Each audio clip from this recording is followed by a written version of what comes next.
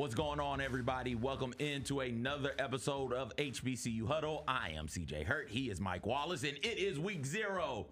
Yay! Call it week 1. Call it week 1. Follow me on Twitter at Conradicalness. Follow Mike on Twitter at MyMikeCheck. Mike, how's everything going, man? Hey, everything's going great, man. And before we look, every time we do this, the show goes off the rails right at the beginning. So I gotta throw something in before you go. Before you go to the menu and the rundown of what we're gonna get to. I was listening to something coming into work today on the radio, and they had a poll. They said majority of Americans know by 8:36 a.m. if they're going to have a bad day. Oh, really? Yes. And a bad day can consist of anything. Like, just, it's not your day, right? A day worthy of calling into work saying, I'm out. So most Americans know by 8:36 a.m. if they're going to have a bad day. Most Americans have 4 bad days a month. A month? Which means they have 48 bad days a month? A year. Yes. Yes. Oh, 4 of them a month? Yes. Now, extrapolate the 8:36 because I don't want people to get caught up on 8:36 a.m. Some people work night jobs and they sleep through, right? But do you know relatively soon after you wake up, let's just say an hour to an hour and a half after you wake up, whether you're going to have a bad day or not? Absolutely. I get the vibe, and I immediately say, oh, it's going to be one of them days. There you go. Okay. So you're having 4 of them a month. No, ain't no way. There's no way in hell it's 4. There's no way it's 4 a month. That's what the poll says. It can't be. That's what the poll says. So, hey, listen. Run down the show, though, man, and we can get back to this. No, because I'm you fine. on it now. We on it now. We're coming back to this. Lot to get to. We'll talk to Mickey Joseph of Grambling State head coach. We'll also hear from head coach Alonzo Hampton out of the University of Arkansas Pine Bluff. With it being week 0, it's MEAC SWAC Challenge Kickoff. Yes, sir. That's a lot of words and syllables, but that game is going to go on, so we'll have a preview of that. We'll take a look back at Steve McNair's special season in 1994 to commemorate its 30th anniversary, I do believe. Oh, wow. Yeah. Damn. 94, 04, That's 14. True. That's no, 30. It's 30. It is. It's 30. So we'll take a look back at that. We'll also, because we have to, Delaware State is playing Hawaii. They've had some interesting travel, we'll say. So we'll talk some about that. We'll also give our preview of the overall college football season from an HBCU lens. But before we get to that, Mike, yes. Okay. Go back to it. 4 days a month is wow to me. Wow. I mean, if you think about it, CJ, if you have, well, basically that's 1 day a week. Yes. So if you know you have 1 bad day per week. And I'm going to be honest with you. That's 20% of your week. I'm be honest with you. Throw Saturday and Sunday out because I can't have a bad day on Saturday or Sunday.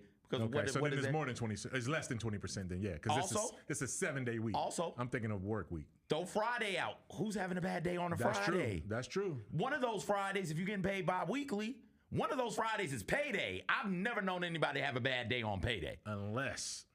Well, bills and stuff. Yeah, take that back. You don't have enough money to cover. I'm sure we got 1 or 2 brothers out there that's on the child support. You know what I'm saying? I'm sure we got 1 or 2 brothers out there that's on a tax situation. You know what I'm saying? Okay. This question has thrown me off so much, Mike. I forgot to start the daggum timer. Okay. So I'm not having a bad day on Friday either. So that's 4 days.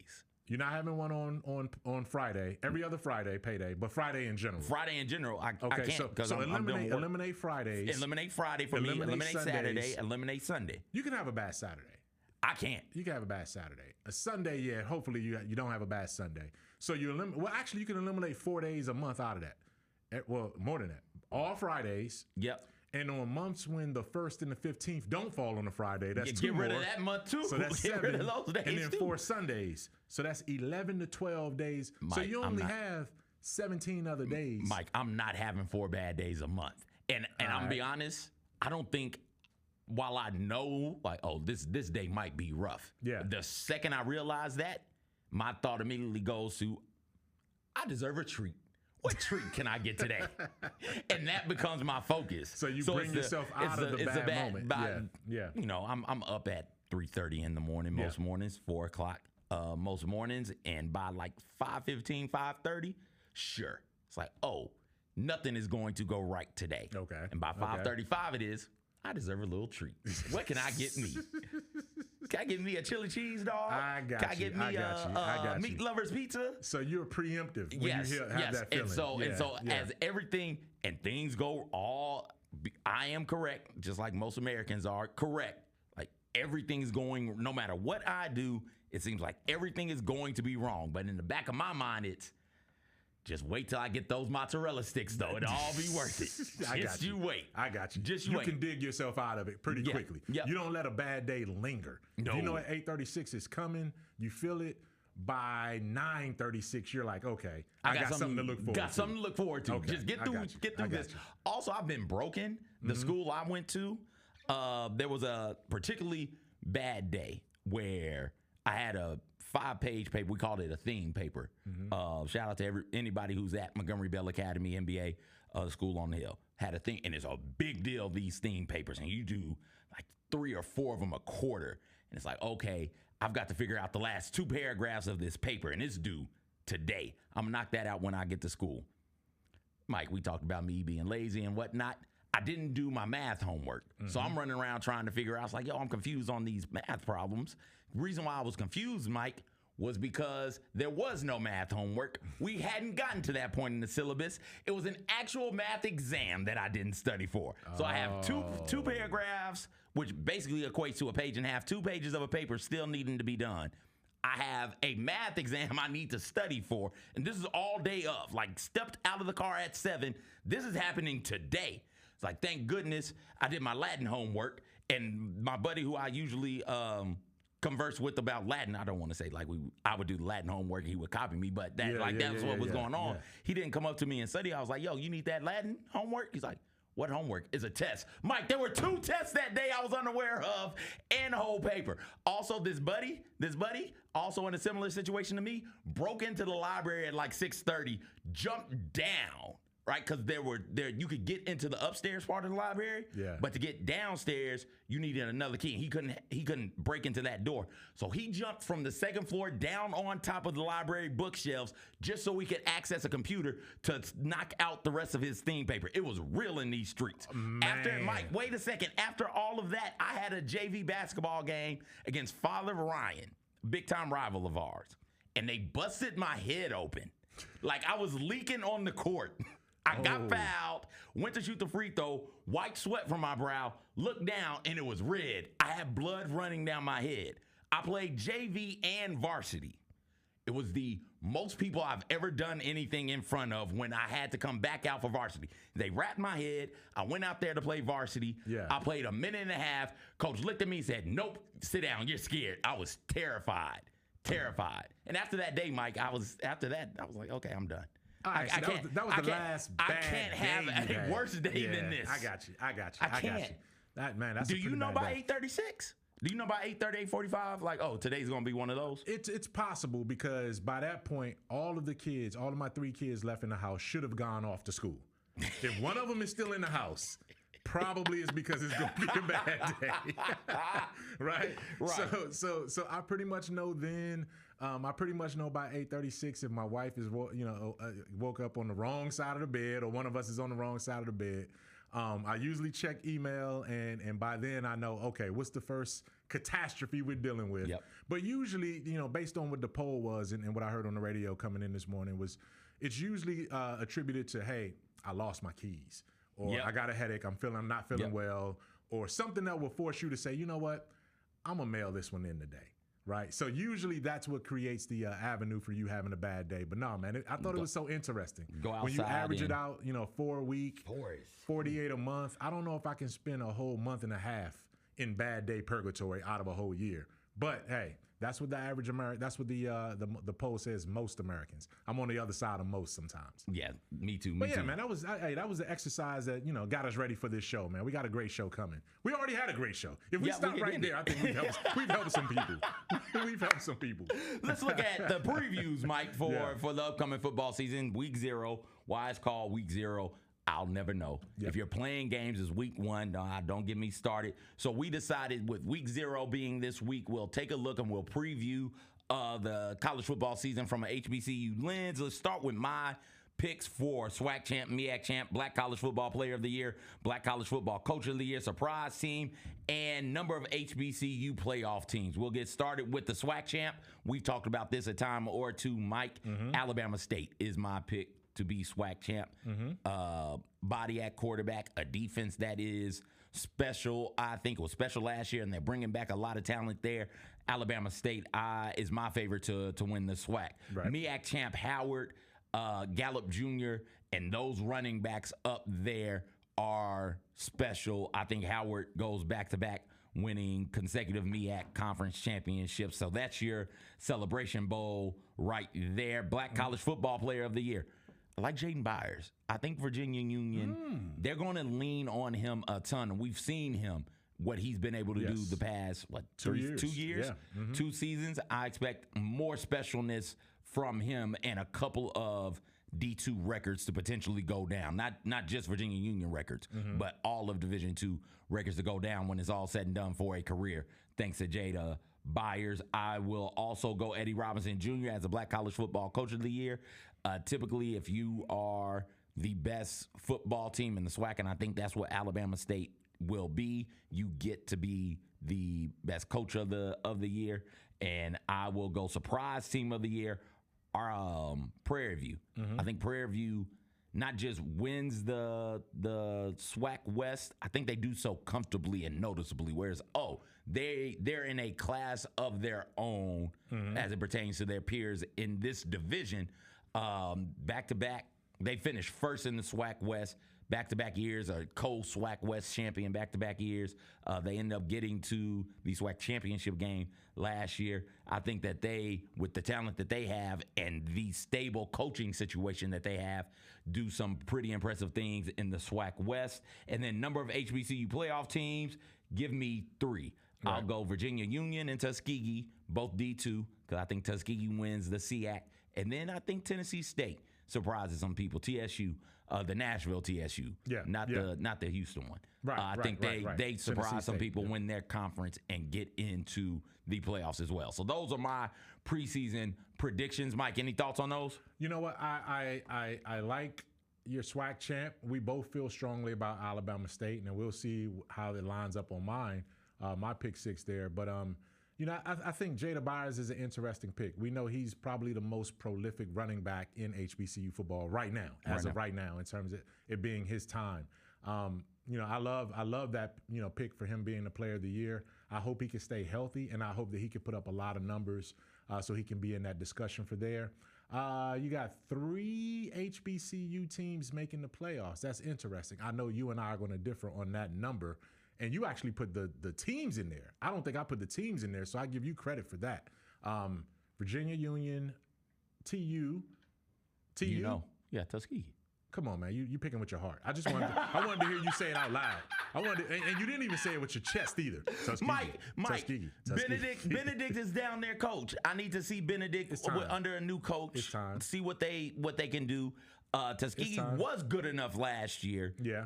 And then they had some interesting moments, like the homecoming game, where they had the game won. They couldn't close that game. They ended up getting the hell beat out of them by Alabama A&M at Alabama A&M's homecoming. Yeah. But I think Tuskegee is here now. I think they're back. I hope so. So I know when we get to mine in a second, I know I'm not going to have the teams, but I can give you the teams that I think. But nah, man, like I said, I love your 6 right there. And man, it's that time. You just feel it right now. Yeah. We're in that time right now where college football is right there, HBCU football is right there. I can't wait. I went back and forth on my surprise team and almost went with 2. Nah, don't say him. Because I don't think Prairie View A&M, I absolutely think is good enough to win the SWAC West and surprise some people, right? That's the thing. Like, I see them as a contender. But I don't necessarily see them as a surprise because I think the SWAC West is wide open. Okay. Right? So any team you could put in there with the exception of Pine Bluff, maybe. I think Pine Bluff is on that side. That is who I almost went with. Because my Prairie View thought is Prairie View is an 8-win team, maybe a 9-win team. Okay. And I think it wouldn't surprise people that they win the SWAC West because you're right, it is wide open. Yeah. I think the clearness in how much better they are than everyone else in that division will be the surprise. But I almost, because of that, because it is so wide open, I almost went with Arkansas Pine Bluff, because I think that's a team that could get 500 after going through last season, 2-9 overall, 1-7 in the SWAC. There's still a sense of optimism coming out of the Golden Lions camp ahead of the season. Sat down with Coach Hampton as well at SWAC Media Days and talked to him, and I felt better about where they were headed. Don't forget, this is a team who got that one SWAC win last game of the season. That means they didn't quit on them. They didn't stop playing on them. They kept playing. And I think if you got that type of motivator and somebody who is that good at keeping young men engaged and trying and competing, I think that bodes well for the health of your program. But like I said, we talked to Coach Hampton about this at SWAC Media Days. Let's get his thoughts on this and more. Body CJ Hurton, HBCU Huddle, right here at SWAC Media Days in Birmingham, the wonderful Magic City. We're joined now by a friend of the show now, 2 times on the show, Coach. You become a friend. University of Arkansas Pine Bluff head coach Alonzo Hampton. Coach, how's it been? Hey, it's been great, man. Excited to be back with you guys. Second year. You're one of the longer tenured coaches in the conference now, with 6 new coaches coming in. How was that first year for you? Man, it was exciting. It was a lot of ups and downs, but we expected that. Getting the job late, wasn't gonna make any excuses, but obviously the kids battled all year long, and then you just saw them continue to fight, and then to be able to get the win the last game of the year the way we did, being down 34-17 going to fourth quarter, being able to win it 35-34. I think it says a lot about the young men in the locker room and even the coaches to be able to continue to motivate them to get them to fight through and get a win. I want to talk about that for a minute, because you guys did win the last game. You set it up perfectly. The season was a struggle at times for you guys. How did you keep everybody engaged and get them to say, all right, even though we're down 17, last game of the year, nothing to play for, going into the fourth quarter, we're still going to go out there, bust our asses to try and come away with that win? I mean, obviously, as a coaching staff, like I felt as the head coach, like we had an opportunity to win every game. Like offensively, we just wasn't very good. I mean, we didn't move the ball well. We didn't put plays together, and but defensively, like we kept us in the game long enough. Like if we could catch a break here or there, and obviously we couldn't get a big return in the special team game. But the last game, all those things came together. We were able to get a block punt for a touchdown. And Mackay, we stopped playing musical chairs with the quarterback. We kept him in the game. And then he caught fire and hit some big passing plays. And next thing you look up, scores 35-34, the game's over. So it was just that trust had finally all came together. The players stuck together, and they never gave up. And so it was good to get the win. How's that offense looking like this year? You brought it up. It was a bit of a struggle at times offensively for you guys last year. Where are you seeing some significant improvements on that side of the ball? Well, obviously, we got Tony Huddle that came from Grambling as the offensive coordinator. He coached Miles Crawley, which is the preseason player of the year in the conference for us in the SWAC. And me and Coach Huddle worked together at University of Louisiana Monroe, my alma mater. He's a smart guy, engineering degree. So we're excited about what we're doing. We want to be fast tempo, man, and just let the kids play and put the ball in the hands of the best football players. And it's not rocket science out there. Man, get a ball to the best player, everybody else get out of the way. There we go. Coach, last time we talked to you ahead of your trip to Memphis for the Southern Heritage Classic. What has changed the most in your program or for you personally from last September to this point right now? Man, we'll have about 50 to 55 guys you've never seen before that we've added to the roster. We added about 18 high school players that can really play, and then we added about probably anywhere between 25 and 30 guys out of portal, and none of them have been on campus yet. So we'll have to get in there and build this team rather quickly, gel together. But we're excited about the Classic, the Southern Heritage Classic. We had an opportunity to win a game last year. I thought we were going to score late. But they made a great play, and we kicked the field goal, and they block it and run it back for a touchdown, make it 24-14. It should have been a 17-14 game, but it was a good game. Hats off to them, but we're excited about going back over there with our fans, and hopefully the outcome's going to be different.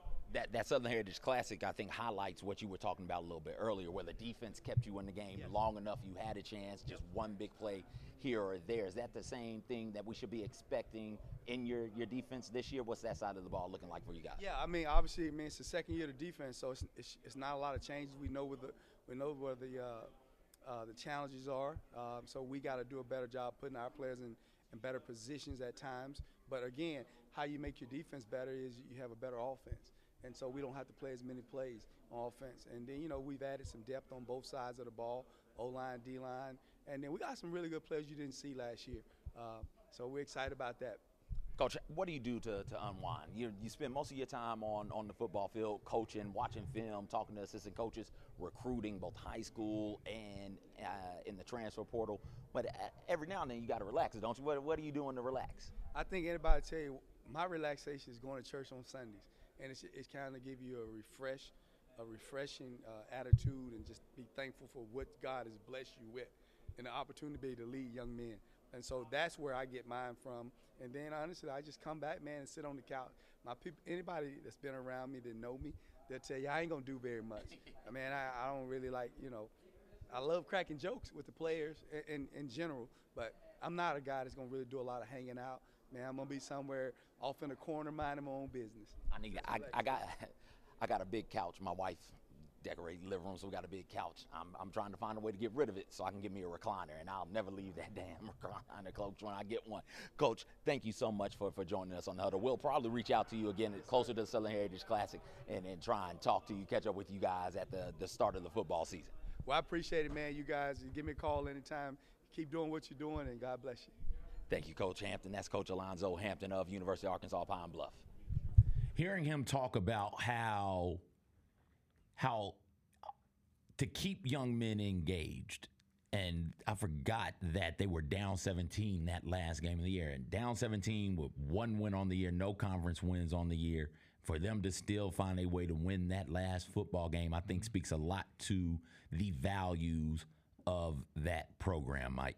Yeah, and it speaks to, like you said, you don't give up. You're still playing for your school. You're still playing for your coach and staff. You're still playing for yourself, the name on that front of the jersey as much as the back. And when you get a win like that, it takes you into the offseason with some hope as opposed to some despair. Now you're like, okay, how many games did we lose? Yes, we lost a bunch. How many did we lose by less than 10? All right, now how competitive can we be?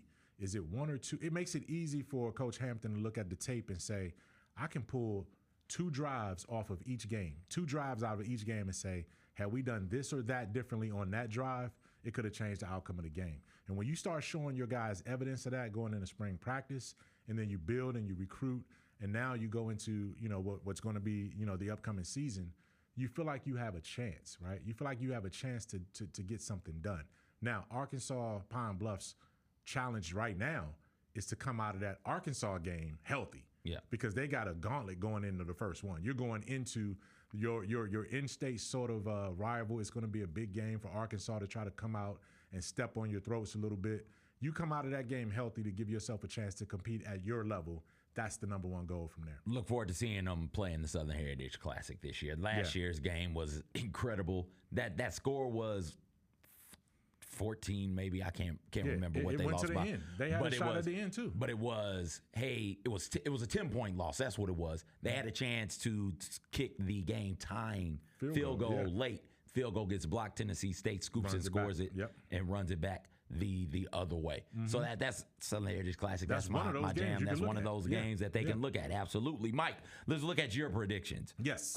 You start off with the SWAC champ, who is? Yeah, SWAC champ is going to be Florida A&M. Oh, is it FAM? Yeah, I got FAM on there. FAM, Florida A&M. So disregard that right there. Alabama State was in my heart. Florida A&M was actually on my list. And that's controversial because I do believe Alabama State, and I said that I could see them being the champion of the conference this year. Mike, that's on me. I said the wrong school. I don't know why I put Alabama State. No, that's all good. That's all good. That's all good. But the thing is, I have FAMU there, and you're the champs until somebody knock you off. They got that swagger. We still see they have so many players coming back, and until FAMU proves otherwise, I'm gonna leave them at the top in the SWAC. My MEAC champ, I got Howard going for the repeat. I got that one right. Yeah, hey, look, we both could get it wrong.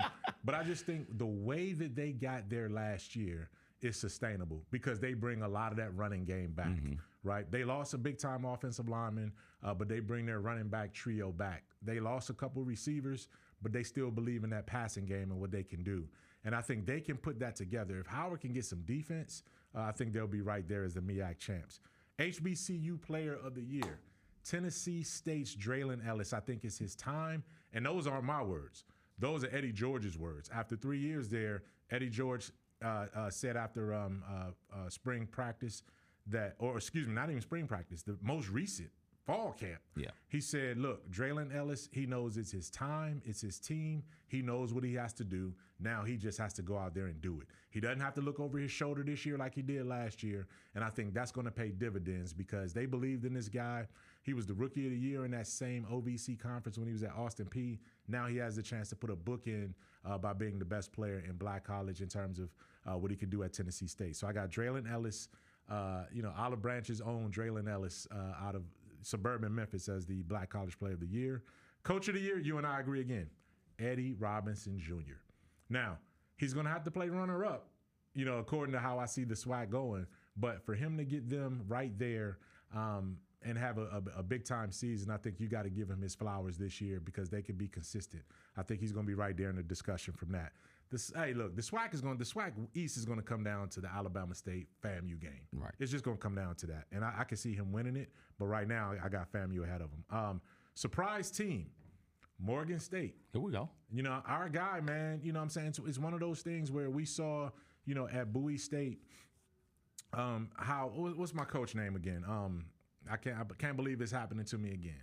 Maybe you had to ask me. Yes. But Bowie State's coach left and went to Morgan State. He had some good quality quarters in him last year. They had a chance to pull off some big time wins and upsets last year. I think this year they're going. Damon Wilson. They're going to do a better job this year. I think Damon Wilson is going to have Morgan State right there in the thick of the MEAC race. And then my number of HBCU teams in the playoffs, I'm gonna go 4. Okay. Right? So and I didn't name them, but obviously the 2 Division II champs are gonna get in, right? You talk about the CIAA and the SIAC. Their champions respectively are gonna get in. I think Tennessee State does get in as number 3. I think they're gonna make a run this year. 4? And then 4 is going to be the MEAC team that finishes second. The MEAC team that finishes because the SWAC second. schedule won't allow their teams to get there. Okay. Because they play so late, right? And that was the one thing. The MEAC, they play their final game, regular season game, almost a month before the Celebration Bowl. Right. Whereas the SWAC plays all the way up until that championship game is the first week of December when the playoffs have already started. Right. So they're not going to be eligible to get a second team in, or a team in, period. So that team in the MEAC, the second place team in the MEAC will have a chance, especially if it comes down to a tiebreaker again. Who do you think the second is? Everything in me wants to say that it'll be North Carolina Central in the bounce back. I think I picked Howard to go to the Celebration Bowl. But, hey, man, if Norfolk State can beat FAMU in this week's Week 0 game in the MEAC SWAC Challenge, Norfolk State might be able to make some noise too. So whoever that second team is in the MEAC could easily see themselves in the playoffs. The way that it ended up happening where the SWAC team did ended up going to the playoffs, it was from one division. So it was the second place team in that division. Right. And that Alabama, was when FAMU won. Alabama State and FAMU are in the same division in the SWAC. Could one of those, the second place team in that division, do you think there might be a chance that one of those could get in? That's a good point. Now, when you mention that, yes, so I do stand corrected because FAMU did make it. When they did make it. That was their first year. Was that their first year in the SWAC? Yes. I want to say that, or were they still in the MEAC? No. It was SWAC. They've been SWAC since we've been doing this show. Okay. Post pandemic. So yes, Alabama State. Let's just say if Alabama State runs the table, except Alabama State. Yeah, one of them two could end up in there. So yes, I stand corrected on that. So it could be another team in there. So I really think Tennessee State could get there. I do think they'll be able to get there this year. And the other two teams, like I said, from the Division II ranks, and then we'll see whether it's that second MEAC team or that second SWAC team potentially without the scheduling conflict. Neither of us picked Grambling State on our surprise teams to watch, but they have a solid defense, a quarterback in Miles Crawley who has been predicted to be he is the preseason SWAC Offensive Player of the Year. So maybe we should have sat down and thought about that a little bit more. I'll get your thoughts on Grambling State in a minute, Mike. But first, let's hear from the leader of the G-Men, Mickey Joseph, on his thoughts about what we can expect in year one of his tenure at Grambling. Welcome back to the HBCU Huddle, Grind City Media from SWAC Media Days here in Birmingham. I'm here with Grambling State new coach, Mickey Joseph. Mickey, when you talk about the legacy involved with Grambling, you've been through there before, now you're back as head coach. We kind of got away the last couple of years, just some up and down stuff going on with the program. But what's been the first priority in terms of you reestablishing the Mickey Joseph way at Grambling? Well, the first 90 days on campus, it was just to evaluate the players that was in the building, to give them the opportunity to sit down with each one of them and let them know who I was and what I was expecting out of them. That, I want the discipline, I want the structure. But we wanted to give those kids the opportunity to prove to us, what they can do. Because we didn't want to come in clean house, because we didn't know where they were at with graduation. We didn't know what type of kid there was. We didn't know what type of player there was. Before we jumped the gun, we wanted to make sure that we evaluated them, and then we wanted to get our coaches in there. And that was the big thing in the first 90 days on the job. Meet the administration and make sure we get things to the way that we need things done to win. When you talk about Grambling State University, I'm an alum. I've been there. I've been through the program. Part of Coach Eddie Robinson's, last few years there from that standpoint. How, you go from one coach who's been there 57 plus years, and then over the last 10 years, it's been almost a revolving door. How much is that continuity and that stability going to be important for you over these next couple seasons? Well, I think you got to get the right guys, because this day and age you're going to lose coaches, but you got to get the right systems, and when they come in, we keep that system the same. I think one thing with Coach Robinson, if you look at your film, that wing tee was there. Your defense was there. So no matter who came in, and it was rare. It's rare these days that you keep coaches around for 10 days. He kept hiring them around, and Coach Ellison around forever. But I think right now we got to be consistent in what we do. We got to be thorough in what we do, and be ready for change. But also, every time we hit the practice field, every time we hit anything within this program, we got to show improvement. And that's one thing what we want to do. Just being with the legends this past weekend with the golf tournament with Shaq and Elvis Walls and all those guys coming back, it was good to see them. But like I tell our kids, we can't live off y'all kill. We got to go make our own kill. So it's hunt or be hunted, and we choose to hunt. We choose to hunt, and I think that boys are starting to understand that, because I think that these days these kids come to historic universities like Grambling and they don't understand what it's built on.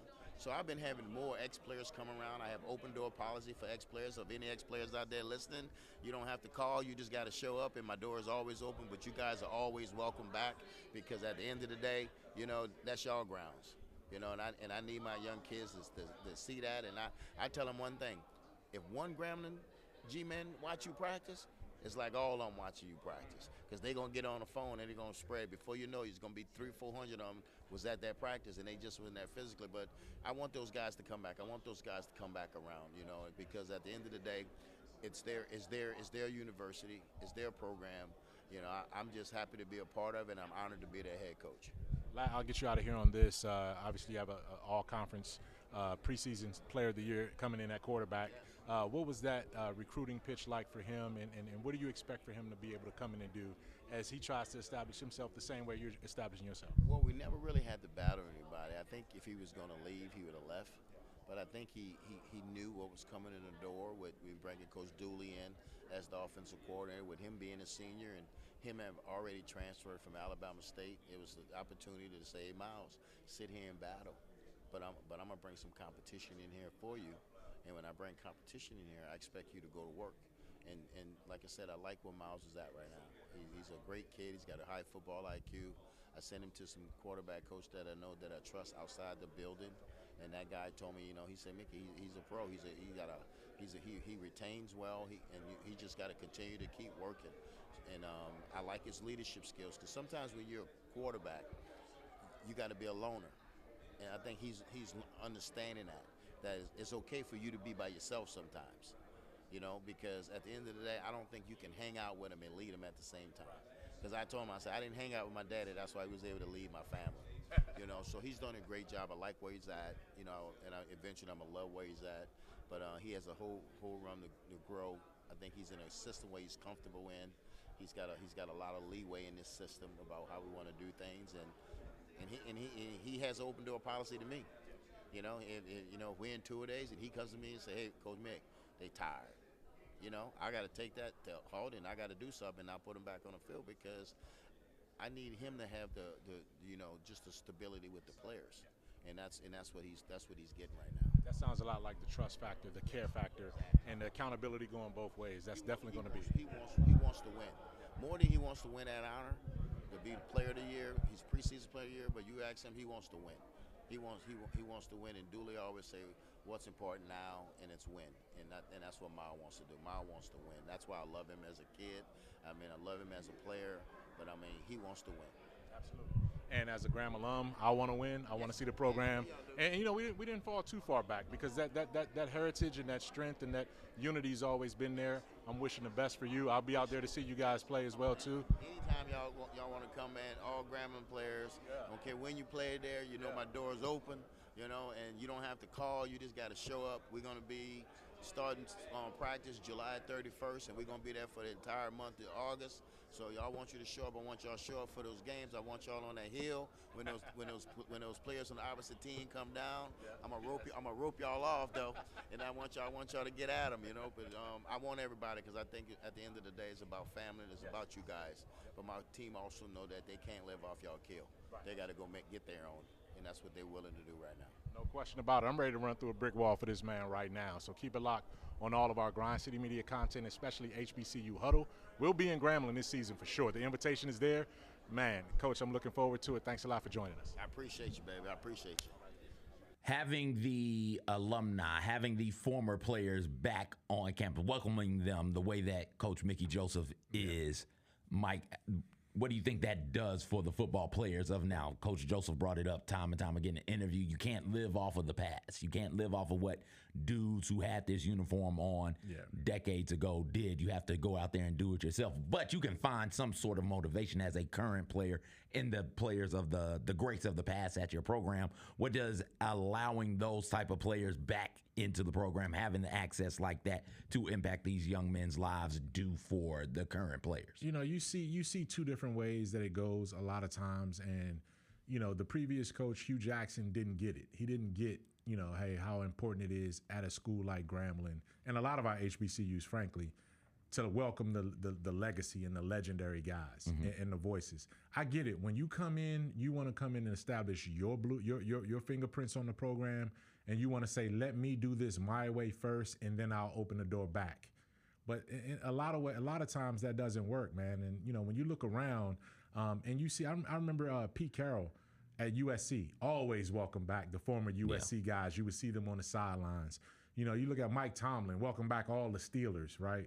Because he knows that with their support and that legacy, man, once you wear that, and you, particularly if you win with that G on your helmet, you have an open door policy. So it was great to hear, you know, Mickey talk about, you know, allowing the Doug Williams, allowing the James Shack Harrises, allowing, like, we talked off camera about Kenny Nord. He was a quarterback when I was at Grambling, and he's coming back to be, you know, sort of he wants to recruit him back to be a coordinator or a passing game coordinator type guy. So those can only help you. And then you still establish what you need to establish once the whistle is blown and the games and starts. You are the coach, not Doug Williams, not anybody else, but you go do your job and you respect those who came before you. And I think that's a formula for success, at least once you get started in your first year. We got to take a break. But before we get out of here in the Built Ford Tough Studios, September 7th, Grambling plays Tuskegee. You told him we'd be there. Yeah, so I guess we got to get down there. Got to figure out a way. Got to figure out a way, man. Yeah, when we get back, though, we will talk about the MEAC SWAC Challenge Kickoff. We'll also take a look at that super special season from Steve McNair in 1994. And Delaware State had some travel issues that we will discuss as well. You don't want to miss it. You're listening to HBCU Huddle right here in the Built Ford Tough Studios on Grind City Media. There's no substitute for experience, the knowledge gained from having been there before, and the passion to share what you know. to make everyone around you better. It's true in basketball. It's true in banking. Grizzlies Checking from Pinnacle. Play hard. Bank easy. Open a Grizzlies checking account with at least $100 and a recurring direct deposit by August 31st, and you could receive a $200 direct deposit bonus into your account. Details at grizzliesbanking.com. Member FDIC. Sonic Radio. Welcome back to Sonic RNDIO. That spells radio with me, the CIO. This just in, the new Sonic $1.99 menu lets you build a crave-worthy meal for just $1.99 an item. Whether that's a creamy shake, crispy tots, or a quarter-pound double cheeseburger. This just out. Ostriches. They're mean, not very cute, and in my opinion, way too big for a bird. Don't miss the Sonic Fun 99 menu. 5 items, always $1.99. Live free, eat Sonic. Tax not included. See menu for details. GG gonna be just fine, bro. Like he probably, like Josh probably number 1, and he's probably number 2 most talented teammates I've ever had. Just raw talent. Like, bro, like just go to the gym, hoop type talent. Like you walk in the gym and he might be doing a workout, and you gonna look over and be like, damn. The Chris Vernon Show, live weekdays at noon on YouTube at Grind City Media and the official Grind City Media app.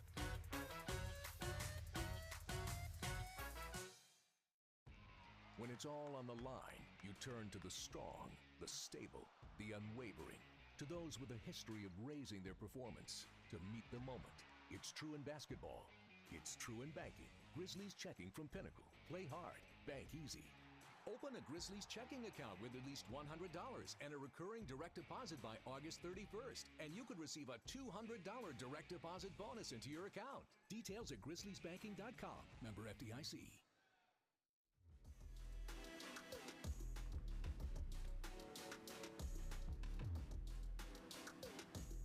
Welcome back, everybody.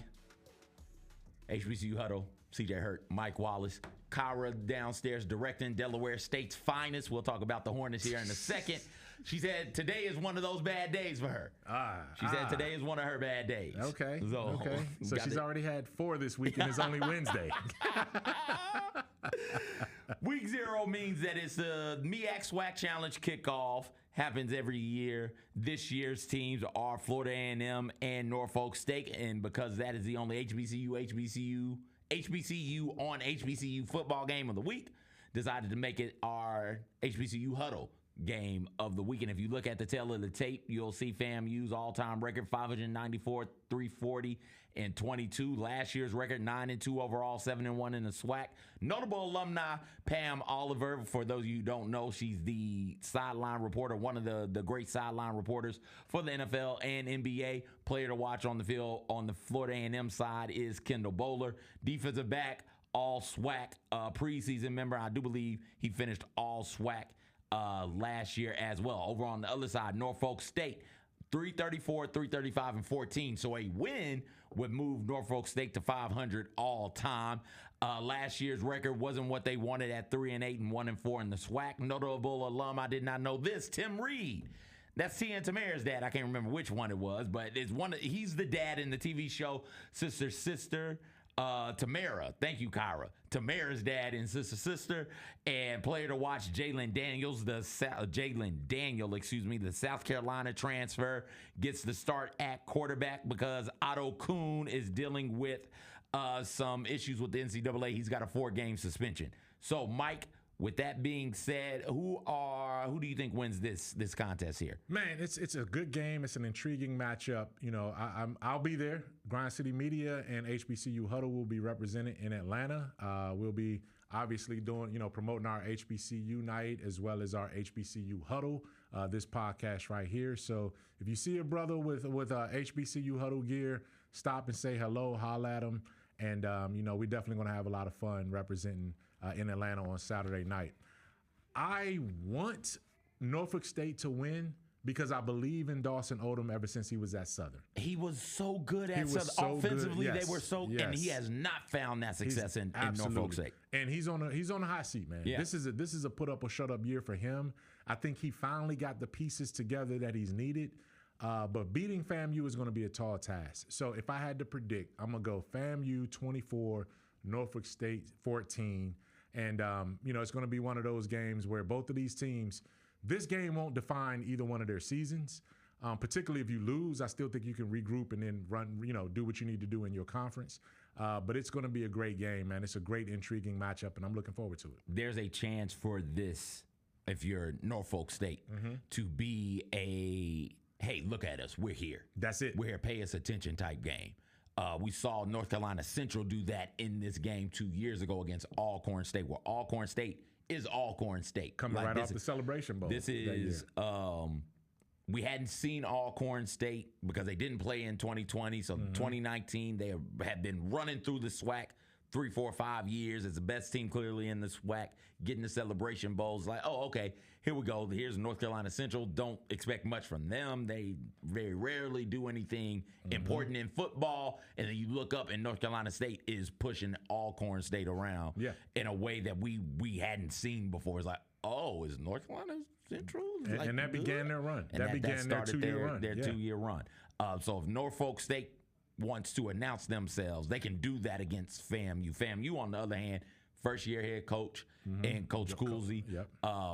Talent has left, but FAMU seems to be one of those programs at the FCS level where it's a revolving door of talent. They reload. They don't take a step back. They don't step down because talent is leaving.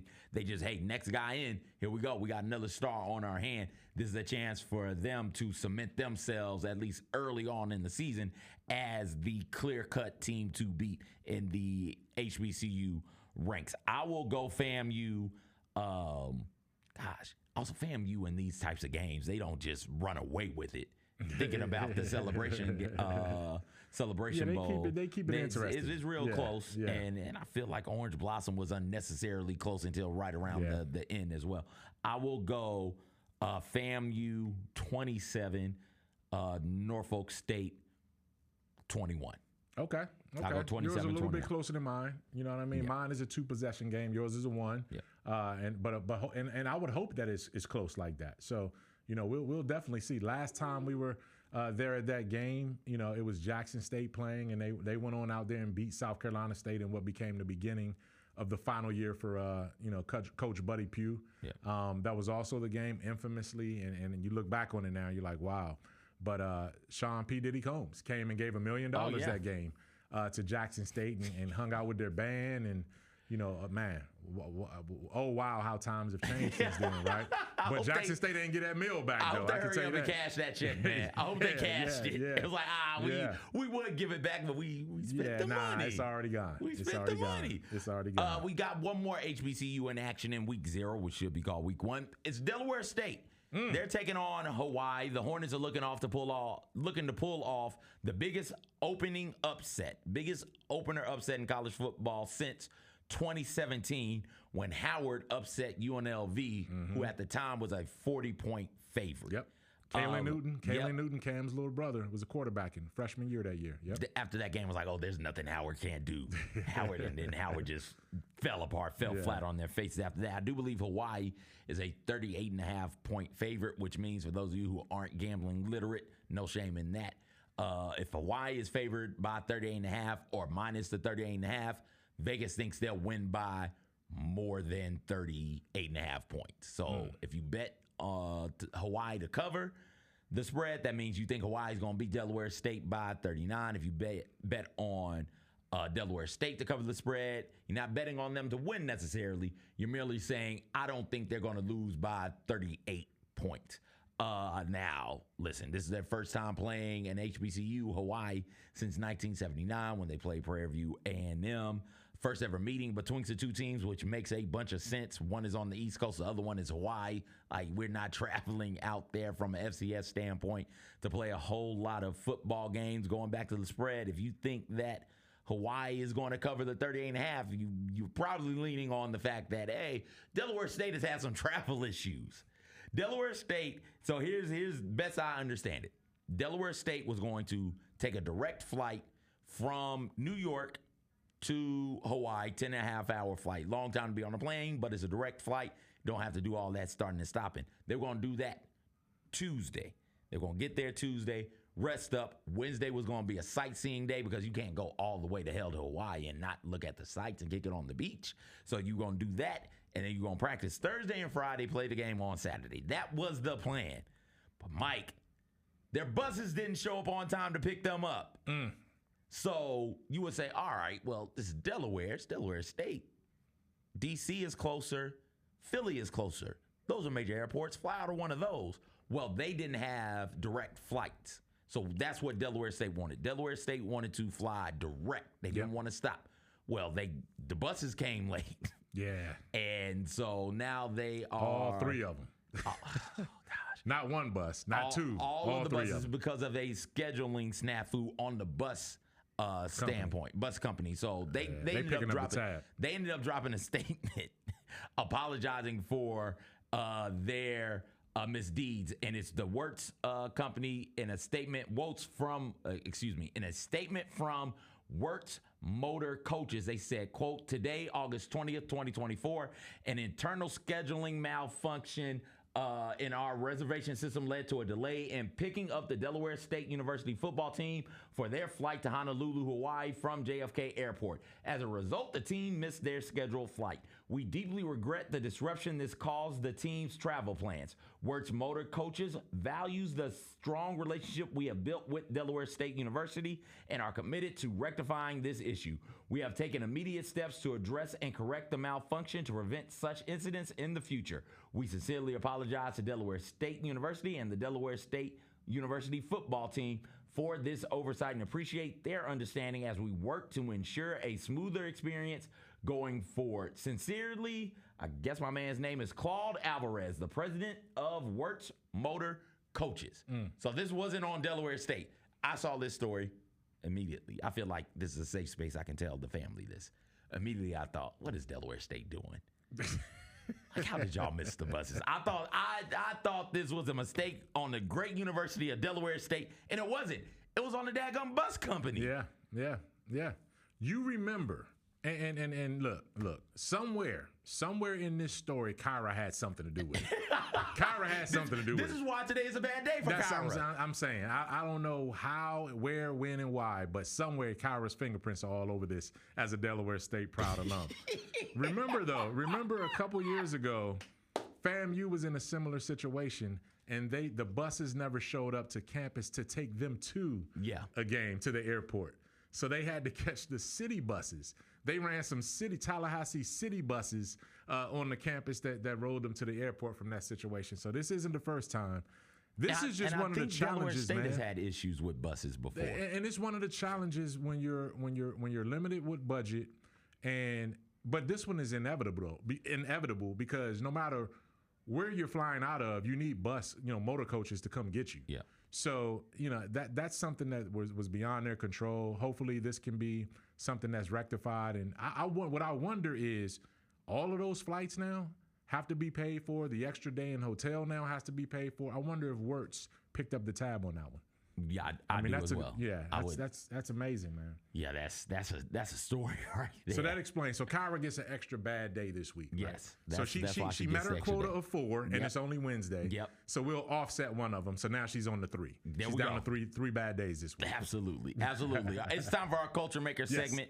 And with the start of the 2024 season, 30th anniversary of the 1994 season, let's take a look back at one of the greats of all time at the HBCU level, at the college football level, in Steve McNair. His 1994 season was historic, is historic. Over 5,000 yards passing, over 900 yards rushing, 47 passing touchdowns, 9 rushing touchdowns. That's 56 total touchdowns. So my man had over 5,900 yards of total offense and 56 total touchdowns.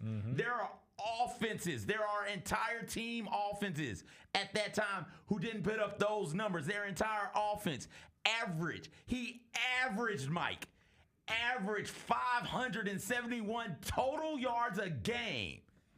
To let you know how special that season was, I want you at home to think about this. When's the last time you saw an FCS player finish in the Heisman voting? Because he finished 3rd that year. He finished 3rd from the FCS, from the D1 AA division. He finished 3rd in Heisman voting that year. That was an incredible season. No question about it. And you know why that season is so special? I was there for it. I met McNair that year. That year was my freshman year at Grambling, was his sophomore year at Alcorn State. They opened that 1994 season, their first conference game at Grambling State University. What? I was at that game, right? And that game ended 62 to 56. They were scoring. They were going to score. 62 to 56. Steve McNair drove. He and his brother Tim was the receiver. Drove down for the winning touchdown. They were going to tie it to send it to overtime and go for two or kick the field goal, kick the extra point to win it. Steve McNair drove his team all the way down the field to maybe the 12-yard line, right? It ended up being fourth and goal or something, and it was one play left they had. He drops back into the to the pocket, scrambles left, scrambles right, backs up another 5 yards, and then throws it to the back of the end zone. It's an incomplete pass, and it slips right through his receiver's hands. Grambling holds on to win 62-56. And I was like, this is the guy. And every single game like that, the rest of that season, McNair played just like that. Yeah. And I remember that game because being at Grambling, I remember when they rolled up on the bus. Alcorn State had McNair for Heisman on the bus. It was a big placard on the bus. And you was like, okay, this dude is legit. And then you get down on the field and you talk to him, and he's mild-mannered, and he's just a regular guy, man. And I remember that game vividly. That was the first time I actually met and talked to Steve. And then after that, we became friends, and I covered him when he got to the NFL, and I covered his training camps, covered his move in Houston, and then Eddie George came that next year. And then I got close to their family, and obviously Fred McNair, your favorite HBCU coach. Good man. I was there when the Tennessee Titans retired his jersey, all of those things, man. So that family means a lot, man. I spent a lot of time in Mississippi as a professional too, working at the Jackson Clarion Ledger. So I had a chance to spend some off seasons with McNair, know his family. It's just been great. So, hey, great story, great anniversary, and it just means that we're getting old, man. 30 years ago, wow, what an amazing season. We speak for yourself. I was like 4 when that happened. Yeah, 87, 94. I was 7. Okay. I was 7. Okay. Yeah, man. It was a wonderful season. Shut up, Kyra. It was a wonderful season. Kyra's in my ear talking about not being born. Nobody cares about that. They made the playoffs that year too. Yeah. They made the playoffs that year, and I think they lost like 70-something to 60-something. That's what I'm saying. Like every game was a video game. Yeah. Every single week was a video game for that guy. And he galvanized the entire country that year. And what a season. What a season for McNair. Harry Lyles Jr., ESPN, has a great article up looking back on Steve McNair's groundbreaking 1994 season at Alcorn State. I'd encourage all of you to go find it and read it, because it talks about like his teammates reacting. They catch up with some of the teammates. And I forget the running back's name, but he talks about it. He's like, I didn't move. The record-setting play to set the FCS or Ty D1 Detmer's AA. record, the passing record. Yeah. He said the ball was snapped, and I just stayed in position. I didn't move because I wanted to watch. To see it. I wanted to see it. And Steve McNair is running all around the field. And the reason he's running all around the field is because I didn't move, and that meant I didn't block the guy who was chasing him. And he didn't realize until watching film that the reason McNair was running was because he didn't block. He missed his block. Yeah, and the coaches were getting on to him. It's like, yo, you didn't even come out of your stance. It's like, y'all stand on the sideline and watch. I wanted to see also. What do you want from me? And it just talks about how the relationship with his teammates, how special that season was, how special of a not just football player, but a man Steve McNair was at Alcorn State and with the Titans and going forward. And it's a great read. I know there's a documentary out now on Netflix about Steve McNair's death, which I hadn't had a chance to sit down and watch yet. And I don't know if I'll actually sit down and watch it. But that's out there also. There's a lot of content surrounding Steve McNair out right now because it is the 30th anniversary of one of the greatest college football seasons we've ever seen. Yeah, no question about it, man. Like, he's the most incredible college football player that I've ever seen in person. Mike Vick is right up there second when it comes to that. And Vince Young, man, believe it or not. Those are my top 3. I'd believe it. Those are my top 3 of guys that I've been around and watched do some remarkable things on the football field at quarterback. Vince, and we'll get out of here. Vince is an HBCU guy, but I remember watching Vince, Michigan fan, Rose Bowl, Texas, Michigan, and I remember me, my dad, maybe my uncle, we're all watching. I feel like my uncle was watching it with us. I know he and I talked about it afterwards. He's like, yo, I knew the game was over when Michigan punted it back to Vince Young, giving him one more drive. Yep. One more drive. With dudes like that, with a player like a Steve McNair. USC regretted that too. USC, right? One more drive. That's all they need is one. And gosh, they'll give it to you. Surprised that story didn't end. The story you told about McNair didn't end with him running around and then finding a way to get into the end zone. Because he was playing Grambling. Shoot, that's why. He took an L that year. That's why. He took an L after dropping 56. And his defense gave up 62. That'll do it for this week's show. Hope everybody goes out there and enjoys week 0, even though it's poorly named. Enjoy the MEAC SWAC Challenge Kickoff between Norfolk State and FAMU. Enjoy watching Delaware State, I hope, take on Hawaii. I think they're out there now. I think if they're not out there, they're close. And we'll enjoy this show. We'll be back next week to talk to you and get you ready for week 1 of the college football season. For Mike, I'm CJ. Everybody take care.